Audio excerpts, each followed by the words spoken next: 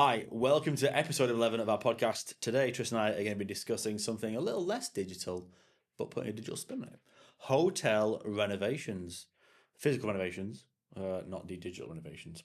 Arguably as important, but not something we're going to talk about in this podcast episode. You sure? Yes, I am about now. anything? No, I am You now. sure? I am. And we are going to use a cheat sheet today because both of us are a certain age and our memories aren't what they used to be. So I'm going to just own this. Tris, Why am I here? you're here to talk about hotel renovations. Gotcha, okay. Yeah, we should thanks. definitely get a cheat sheet for you as well.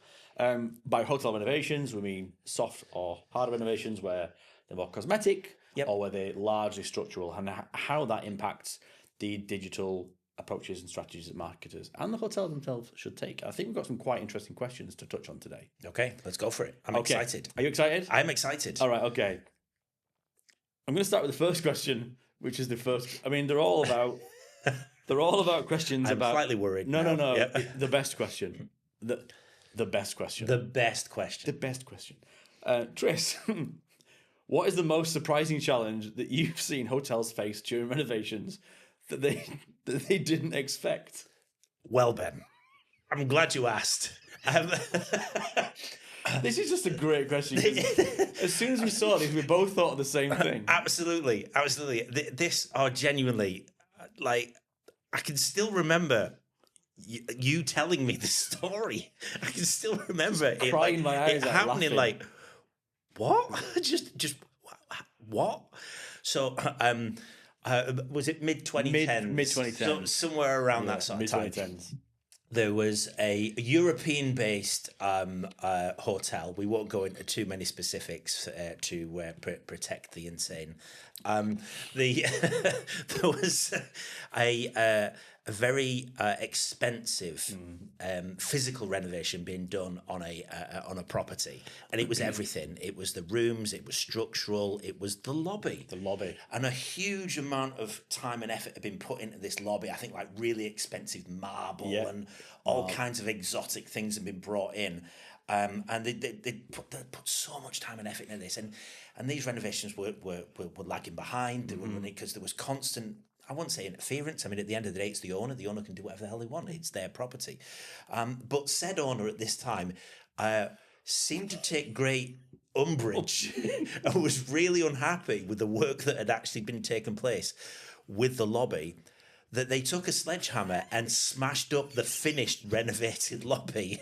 I'm like, how do we deal with that as a digital? I mean, how do you deal with that as the builder and the project manager? As a human, as a general human, how do you deal with that? But then it cascades down. It was just like, as we're putting all of this work and effort in it, like, oh, we're really there. We're very close to going live. Put all of this work in. Is we're gonna have to push this back by several months. I'm like, why? What the hell happened? What's gone wrong? Yeah.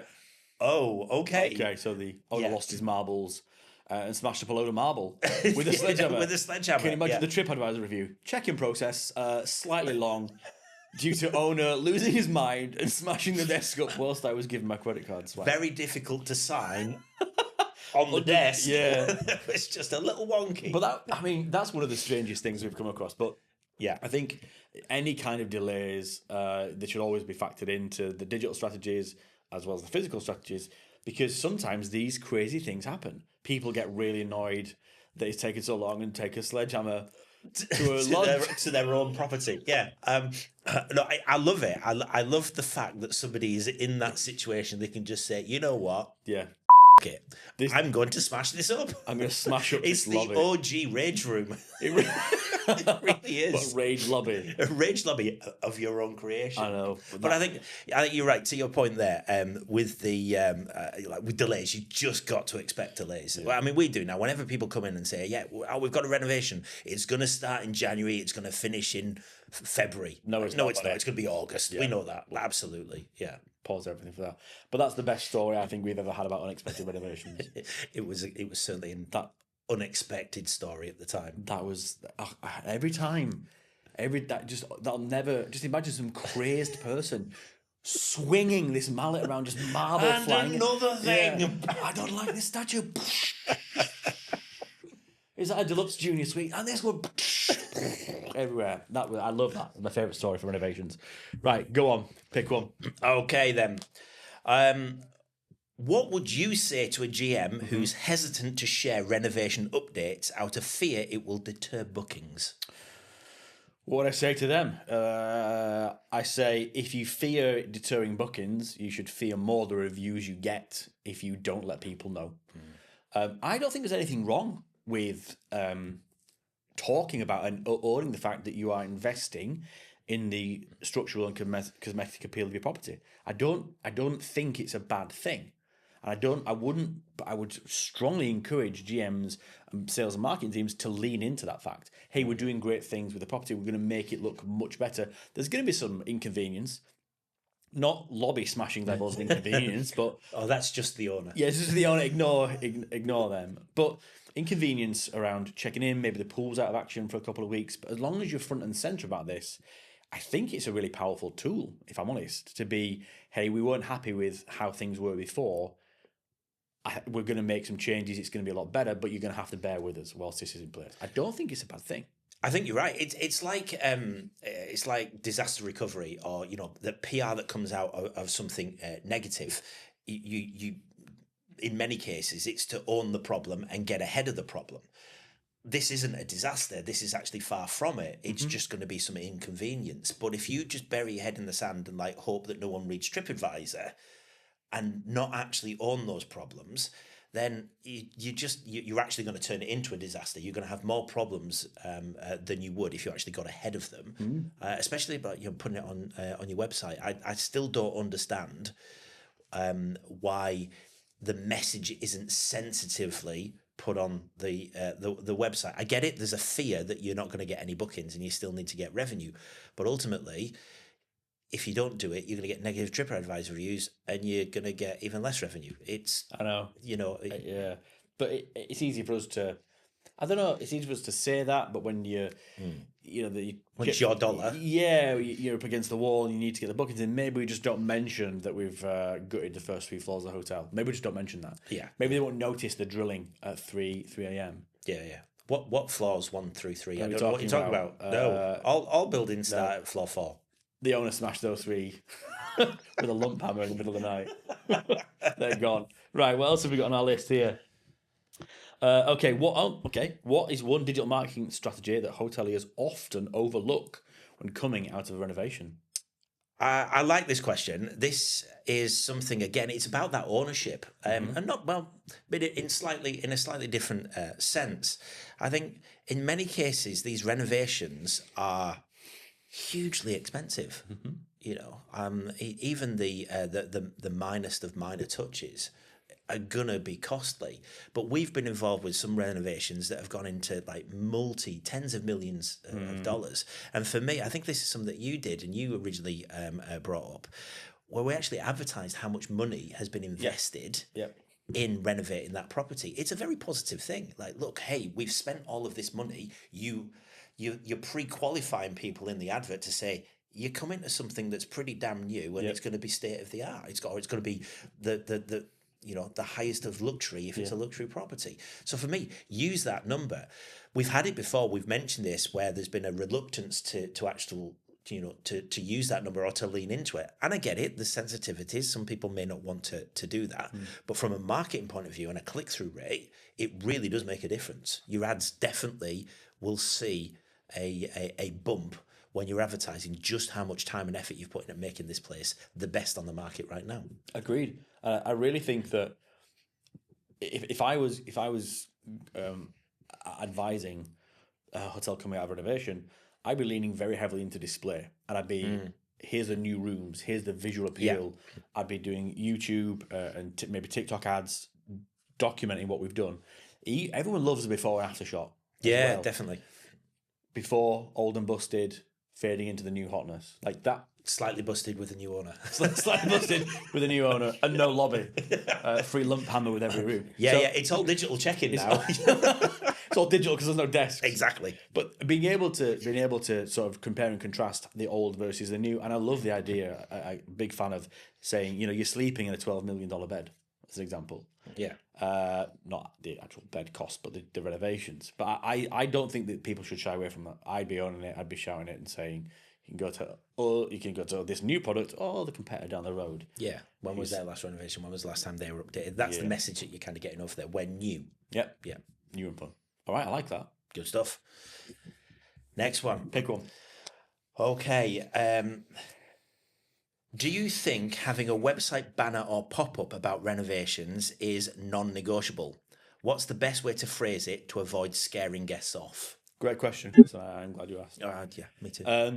I have made on this podcast no secret of how I feel about pop-ups and banners. How do you feel about pop-ups and banners? Not positively, largely speaking. Largely speaking. Not positively. But all right, let me X off of all of these then. Let me X off all of these. We can continue. So I hate it because it's very impactive. It takes away from the user experience, and it's friction in the flow of a website. Sorry, all I can see is a pop-up now. I can't even see your face. Just that's all I'm looking at. It's friction in the website, and that's not what we want until you do want that. Until that's exactly what you want. And if what you don't want is somebody getting to the front desk and going, what's going on here? I was not told about this. We were, because it's been on our website and you had to X off of it for the last 3 months. Well, you can X off because I didn't see that. Where's the hammer? No, I think that they need to be, and it'd be really good if the pop-up was, I mean, I do it in a playful manner. I wouldn't call it, you don't have to say, we are renovating the first 3 floors and we're going to be having a much more solid steel beam structure for the, I'd be like, we're getting a facelift. I'd be playful with the language. I would be not minimizing it, but using euphemisms rather than we're smashing down 3 walls and you can't go, use this elevator for that. Yeah. But I would do that in a manner that doesn't ignore what's happening, but that also is easy to read, gets the point across. But I would definitely have it in some kind of attention, pop-up, slide-on banner, something that they have to click off of. I'd even go so far as to, if you're comfortable sharing plans or watercolours, they're really popular now with renovations, like an artist's watercolour of what the renovations might look like if you have the money to do so. They're great. And I know the properties we've worked with have had really fantastic feedback about those kind of watercolour ideas. That's the way I'd approach it. Yeah, I think I agree. It's very on point with us in any case, that slightly tongue-in-cheek, innuendo, playful type message. Yeah. But the thing is, it works. It really does. It really does work. You look at any of the most successful ads out there, it's because they've got something different, or they've been cheeky, or they've been playful, or they've been fun. People remember that. Yeah. And again, it's leaning into it, not just with like renovations and pop-ups and things like that, but like the whole of your marketing. Yep. Agreed. Absolutely. Oh. Well, I think that's all of the questions. Have we got one more question? We got one more. Oh, okay. Yeah, and I like this one. You want to answer this question? That one. There's one that you've not asked me. Are you sure you want this question? I do want that question, mate. I wish I was smart enough to make up something really bad right now that's totally different. Okay. Should hotels offer special rates or packages during renovations, or would that just cheapen the brand? Okay. Yes, they should offer special rates or packages. No, I don't think it would cheapen the brand, and here's why. If you have a need period, or where it's less appealing to travel to a location, for example, it's out of season, or there's not an event going on, hotels will drop their prices because it's less appealing to go to that location at that time. You're not cheapening the brand, you're just acknowledging the undulation of supply and demand. If a hotel is going through a renovation, if hotels going through renovations, it may be less appealing to visit the location. It's just another impact factor to consider about the appeal of that location. I don't think it cheapens a brand at all. I think it demonstrates a smart awareness of consumer behaviour. It's not the perfect product because there may be some interference. There may not be the full buffet available. The pool might be at action. I can't go to the steam room, whatever. There's no buffet. No, I never said there was no. Okay. I said there may be no buffet. Right, okay. Maybe it's a smaller buffet, continental breakfast. I mean, he's getting close to lunch. Perhaps. Okay. But I don't think it cheapens a brand at all. I think it's a smart acknowledgement that the appeal of that property, as it would be with any kind of fluctuations in ADRs, has decreased, and you need to offer something to entice people back. Okay, so but the question was asking here, just to play devil's advocate, obviously, the question is asking here about special rates or packages, i.e. discounts off or reductions, whereas you were talking about a fluctuation in base rate or ADR over that season. I was using that as an example. So the fluctuation in ADR, because you go into season, out of season, into season, out of season, and you have shoulder seasons. They fluctuate because it's less appealing in low season or out of season to go there. What this is a fluctuation of product. So it's appealing when the product's fantastic and everything, renovations is done, but it's less appealing as you're going. So it's just another dip. No, I get that, but what happens if this property wouldn't normally do special offers? And there are some out there, and they do it for a variety of reasons, although most of the time I disagree with them. Even the most high end of luxury. Everyone likes to say everyone likes value. Everyone wants a perception of value. Yeah. So if there's somebody that didn't ordinarily do special offers, would you say that they should do special offers or lower their ADR? Special offer. And I'd tie it in with, so for example, if you had a spa, you could marry it in. Again, we're talking about tongue in cheek here. Yeah. You could do something like a facelift spa package. Mm-hmm. We're having a facelift, you should have one too. Not an actual facelift, more like a deep, cleansing, moisturizing mask. But you could even go, for example, work with the gym. We're working on our body, you work on yours, and have an offer like that. Something sort of a little bit cheeky, maybe a little bit kitsch, but something that's related to. So you're right, not just floors 1 through 3 are out of order. We'll save you 40% in your bill. Yeah, because that's a little bit robotic. It's not particularly playful. I'd lean into the renovation if it was in keeping with my type of brand, and those are just ideas that that we're starting with, but there's loads of ways you could tie it into the individual types of properties. I like that idea. I think that's something I'm going to suggest to people. Just have done. Yeah. To the whole internet. All of them are listening right now. I was lying. It was a bad idea. Well, that's all of the questions then. It is. What do you think about renovations? Yes, they should happen. They should definitely happen. They're going to happen anyway. They are going to happen. Everyone needs a facelift every now and again. What we just recommend is that you approach them in the best digital way possible. Here's some ideas we've chatted about on today's podcast. Let us know if you agree or don't agree.